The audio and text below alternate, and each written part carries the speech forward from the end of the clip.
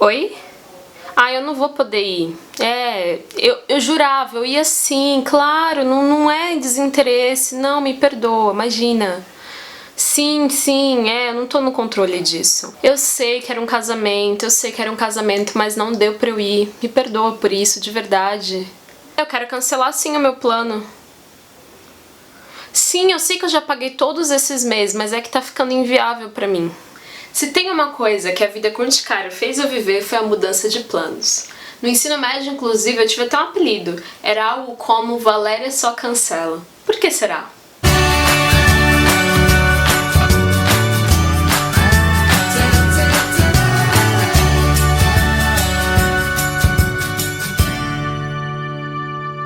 Bom, isso tudo tem a ver com uma urticária pode acontecer, de uma forma que a gente não pode ter muito controle, né? Eu não sei com você, mas às vezes que eu tive sintomas muito graves, não foi em ocasiões que era de repente um dia que eu ia ficar em casa, um fim de semana qualquer, mas sempre acontecia, de repente, às vezes num casamento, ou numa prova de faculdade, e eu cancelava as coisas tanto e com tanta frequência que qualquer pessoa podia achar que era desinteresse da minha parte.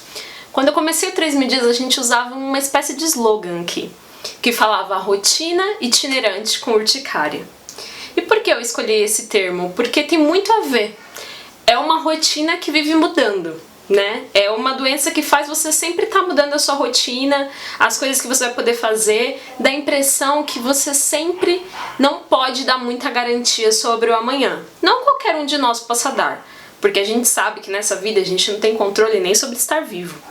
Mas só que com a vida com urticária você sempre vai ficar com aquele sentimento: caramba, eu me comprometi com essa situação, mas será que nesse dia não vão aparecer lesões? Então eu comecei a perceber que eu comecei a viver uma ansiedade enorme a respeito do dia seguinte. E aí que eu comecei a faltar muito no trabalho, na faculdade, no compromisso com os amigos. Mas qualquer pessoa me visse naquela condição, muitas vezes com angioedema, os olhos inchados, lábios também, qualquer um me recomendaria que eu precisava adiar tudo naquele dia, porque não tinha nenhuma condição de eu sair de casa daquele jeito. E eu sei que essa é a história de muitos de vocês, né? Eu recebo muitas mensagens, e-mails de pessoas que realmente estão vivendo um desespero com os sintomas. E hoje eu tô do lado de cá, como quem fala, como quem tá vivendo uma vida muito melhor, mas eu já estive nesse desespero também. Esses dias, inclusive, eu recebi mensagens de pessoas até me cobrando para que eu respondesse mais rápido, ou reclamando por causa da demora, às vezes, de responder, às vezes eu não dou conta.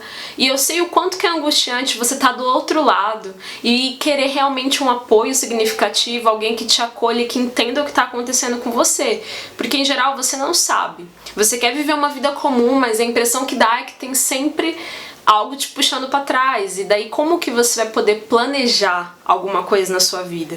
Se de repente todos os seus planos podem ser frustrados por causa de uma crise de urticária. Eu percebo que existem duas situações, né, de quem tem urticária. Existe essa situação onde a crise é muito forte, os sintomas estão bem exacerbados e qualquer pessoa olharia para você e falaria: cara, é melhor você ir para casa porque realmente você não tá bem. Mas também eu lembro de muitas situações onde eu não tava com sintomas assim tão graves ou tão visíveis, mas estavam às vezes em lugares tão incômodos, como na palma da mão, na sola dos pés, ou até mesmo nas regiões íntimas, que tudo que eu queria era ficar de boa. Não era ver ninguém e tava coçando muito, incomodando muito, e não dava pra eu ir pra aula daquele jeito, porque eu sabia que aquilo ia atrapalhar na minha concentração. Eu lembro de uma vez no trabalho que tava me coçando tanto e tava tão difícil que eu ia pro banheiro pra poder me coçar. Então eram situações assim onde eu via o quanto que era desagradável ter sintomas que às vezes nem estavam tão visíveis, mas que incomodavam muito no meu dia a dia. Uma coisa que eu reparei com isso tudo é que ter uma doença de pele faz a gente ainda muito mais inseguro do que de costume. Principalmente para as mulheres, assim, em geral, muitas das mulheres vivem essa insegurança, né? Então vamos colocar o cenário completo. Eu tive urticária em toda a minha adolescência. Então uma menina, adolescente e com uma doença de pele. A gente sabe o quanto que essa questão de imagem pessoal é muito importante na sociedade que a gente vive. Muitas vezes essa cobrança é muito maior para as mulheres. Então eu via que eu estava vivendo um combo de insegurança. um combo de como eu me via, qual que era a construção da minha identidade, o quanto que eu tava me sentindo incomodada em relação a mim mesma e o quanto que eu tinha dificuldade que as pessoas me olhassem de perto. Eu não queria que elas vissem meus sintomas, eu não queria que elas soubessem que eu tinha uma doença que todos os dias me incomodava, e eu não queria que elas me vissem menos capaz por causa dessa doença. Que quando eu lembro dessas situações, quando eu acordava e tava cheia de lesões, é que eu tinha uma única preocupação que assolava a minha mente. Essa preocupação eram as pessoas. É louco falar isso porque eu poderia dizer, não, minha preocupação era com o meu bem-estar, a minha preocupação era de como eu ia me sentir, a minha preocupação era com o meu incômodo. Não, a primeira coisa que eu pensava quando eu acordava e me via com sintomas eram as pessoas. Eu não me sentia completamente confortável para conversar com pessoas estando com sintomas. Eu não queria ter que responder nenhuma pergunta delas a respeito do que era essa doença, de se ela era contagiosa ou não, e se tinha tratamento, e se eu tinha que conviver com aquilo para sempre. Eu não teria que vê-las olhando pra mim com um certo grau de medo ou de dó. Então, em geral, eu não queria ver pessoas, porque eu sabia que pessoas estavam envolvendo toda essa situação, né? Esse sentimento de julgamento, esse sentimento de inadequação e também um pouco de até mesmo vergonha. Além de todos esses sentimentos, eu acho que eu não queria ter essa conversa que é bem desconfortável, né? Esse desconforto que falar sobre qualquer doença traz. E era aí que eu tomava decisão, eu cancelava. Então, quando eu acordava, eu me via com aqueles sintomas, eu pensava em tudo que eu tinha que enfrentar, que eu ia ter que explicar sobre minha doença, que eu ia ter que, de novo, pensar sobre ela e me sentir mal falando sobre esse assunto. É aquela coisa, né? Se você sabe que um assunto faz mal pra pessoa, você ficar perguntando sobre isso o tempo todo parece que não ajuda muito. Então era esse sentimento que eu tinha. Quanto mais as pessoas perguntavam sobre uma doença que eu não entendia muito bem o que estava acontecendo comigo, que eu nem tinha tantas respostas, eu me sentia com ainda mais pesar, porque eu ficava sentindo, caramba, é verdade, eu tenho uma doença grave, eu preciso ir atrás disso.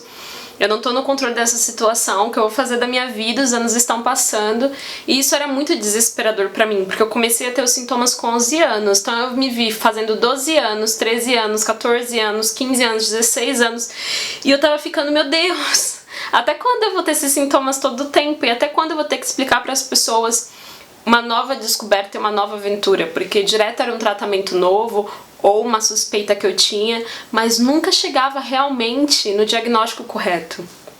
Então tinha um pouco também de expectativa que eu gerava em todo mundo, né? Principalmente na minha família, amigos mais próximos, do tipo, agora eu encontrei um médico, agora eu encontrei um tratamento e vai dar certo. Então todo mundo torcia comigo e falava, não, é definitivo, agora a Valéria sabe o que ela tem agora.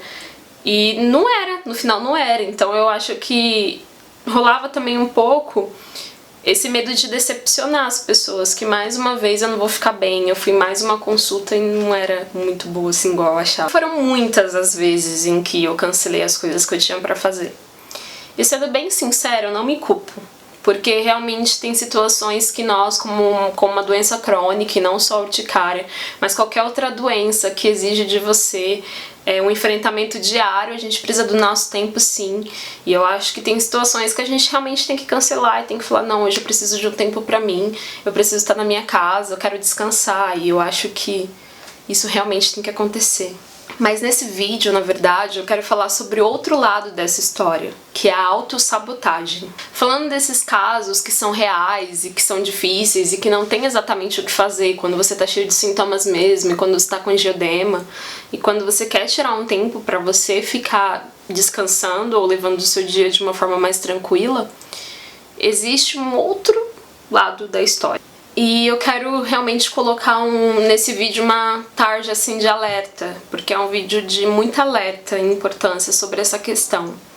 Eu comecei a perceber que se eu não tomasse um pouco de cuidado, essa minha sensação de sempre ir querendo e cancelando as coisas, ou de sempre ir desistindo das coisas que eu tinha pra fazer, se eu não tivesse um pouco de cuidado pra separar o quanto realmente era suficiente eu estar cancelando aquilo, ou realmente eu que tava perdendo o prazer em fazer aquilo. Sabe esse entusiasmo em querer fazer as coisas, planejar tudo intencionalmente, pegar um caderno, colocar lá teus objetivos, acordar e ter vontade de fazer, ter alegria e prazer em viver.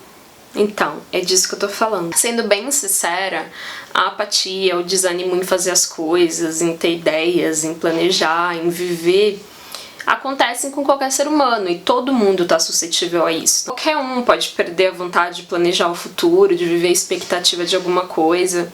Eu acho que o dia a dia em geral, a vida em geral, nos oferece N situações que fazem a gente acabando ficar desanimado. E é exatamente aqui que está o ponto. Da mesma forma que existem N coisas que falam pra gente que não vale a pena a gente se planejar, a gente viver numa expectativa de alguma coisa que não vai acontecer e a gente esperar muito do dia da manhã, também existem X, Y, Z coisas que vão provar que sim, que vale a pena. Eu não quero aqui fazer meio que um vídeo de autoajuda, mas na verdade quando eu comecei o 3.000 dias eu queria muito mais informar o que era urticária, mas eu me deparei com essa necessidade de falar sobre os entornos, né, da urticária, os entornos que envolvem doenças de pele, a pele como litoral das emoções. Então eu tenho começado a perceber a necessidade de cada vez a gente mais falar sobre isso.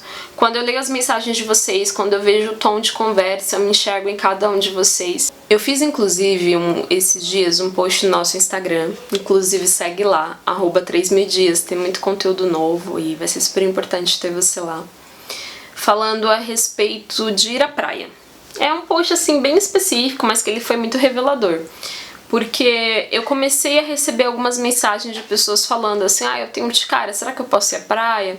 Eu tenho urticária, como eu vou aproveitar o verão?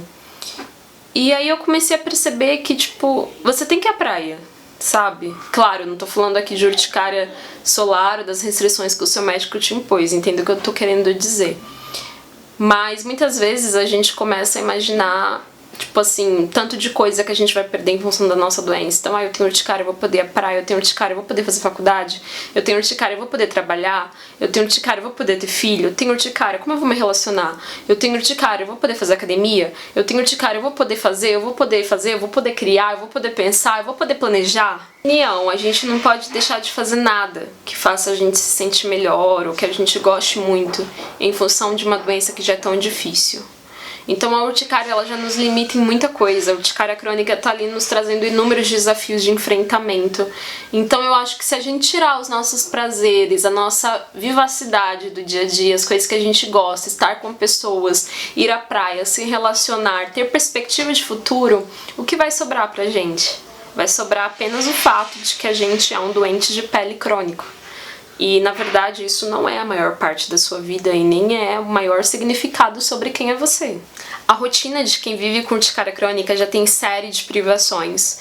Então eu quero te incentivar a não construir mais uma, a não acreditar em mais uma. Ou, de repente, por causa dessa linha tênue em que eu falei do eu vou cancelar esse compromisso porque realmente não dá pra ir, aquela ideia do eu realmente não estou mais tão afim de fazer as coisas comigo mesmo, para mim mesmo, ou pro meu bem-estar. Então a gente tem que tentar tomar cuidado, porque eu percebo, eu falo pra mim isso, né? Quando eu falei de autossabotagem no começo é justamente por isso. Porque eu tava usando esse jargão do tipo, eu não tô tão bem pra fazer isso. Mas na verdade era porque dentro de mim eu já não tinha mais vontade nenhuma de fazer as coisas. E aí que vem a chave de tudo, que é o esforço. Se esforce pra acreditar numa vida com menos urticária, sabe? Foi esse despertar que me trouxe pra esse lado de cá, atrás dessa câmera e fazendo o trabalho que eu tenho feito hoje. Eu despertei de um sono profundo de 3 anos, vivendo dessa forma como eu acabei de falar. Sem muito interesse nas coisas, sem muita vontade de fazer elas. E vivendo algo muito perigoso, que é a automedicação. Eu tinha abandonado todos os tratamentos, eu tinha abandonado a opinião médica, eu tinha abandonado acompanhar os estudos sobre urticária e estar atento sobre o que estavam falando a respeito. Eu tinha abandonado tudo o que eu podia fazer por mim mesma, porque eu tinha desistido, na verdade. Parecia que eu tinha desistido de um tratamento, mas na verdade eu tava desistindo de mim.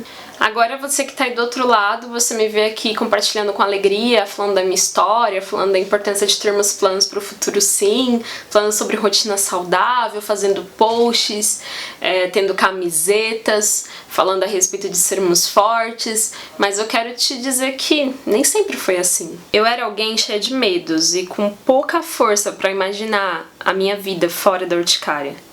Eu era alguém que realmente tinha perdido a alegria de imaginar num dia futuro, porque todas as vezes em que eu criei expectativas sobre o dia seguinte, eu tive sintomas e aquilo acabou me deixando cada vez mais confusa.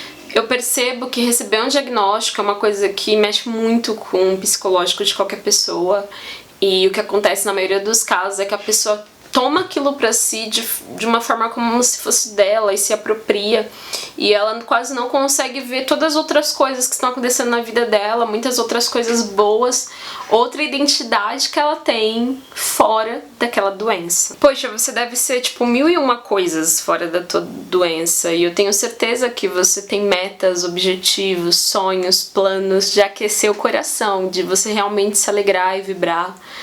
Muitos de vocês que estão me assistindo são pais, são mães, têm uma família, e eu tenho certeza que você tem perspectiva sobre eles. Então, se você se cuidar, se você continuar acreditando no seu tratamento, se você continuar persistindo em ter seus próprios planos, se você continuar acreditando em menos urticária e mais vida, você não vai estar apenas ajudando a você mesmo, mas todas as pessoas que envolvem você. Por isso a minha dica nesse começo de ano, através desse vídeo aproveite agora, sabe, esse comecinho de ano, esse mês de janeiro que tá chegando já ao fim, pra planejar as coisas que você quer fazer nesse ano, né? A gente vê muito janeiro sendo um mês de muitas promessas, de muita esperança, o pessoal querendo fazer agora planos de dieta, vida fitness. Eu também tô querendo me comprometer a ter uma vida mais fitness, a ler mais, a fazer mais viagens, a passar mais tempo com os meus pais. Eu não sei exatamente quais são as coisas, mas eu gostaria que você priorizasse algo. Eu sei que muitos de vocês, a gente já fez uma pesquisa sobre isso, e eu sei que muitos do que estão me assistindo são pessoas que hoje não fazem tratamento médico nenhum. São pessoas que hoje, como eu, fiquei 3 anos lá atrás me automedicando e cuidando da minha vida sozinha. Se você é esse tipo de pessoa, aproveite esse começo de ano para te trazer uma meta, sabe? Procure um médico novo, procure um novo especialista. Eu vou deixar aqui o link nos comentários de como você pode encontrar um médico mais perto de você. Você vai digitar o seu CEP nesse link, ele vai te mostrar os médicos mais perto. Se dê uma nova chance. Há pessoas que estão muito melhor com seus sintomas, eu sou uma delas. E vocês conseguem compartilhar junto comigo através da minha história, através daquilo que eu tenho postado nas redes sociais. Então não há por que desistir. Aproveita e vai lá no nosso site, na área de depoimentos. E aproveita para escrever o seu pra gente. Eu quero muito saber como 3.000 dias, a minha história, tem ajudado você a encarar a vida desse jeito. O link vai ficar aqui nos comentários. Corre lá. Um beijo.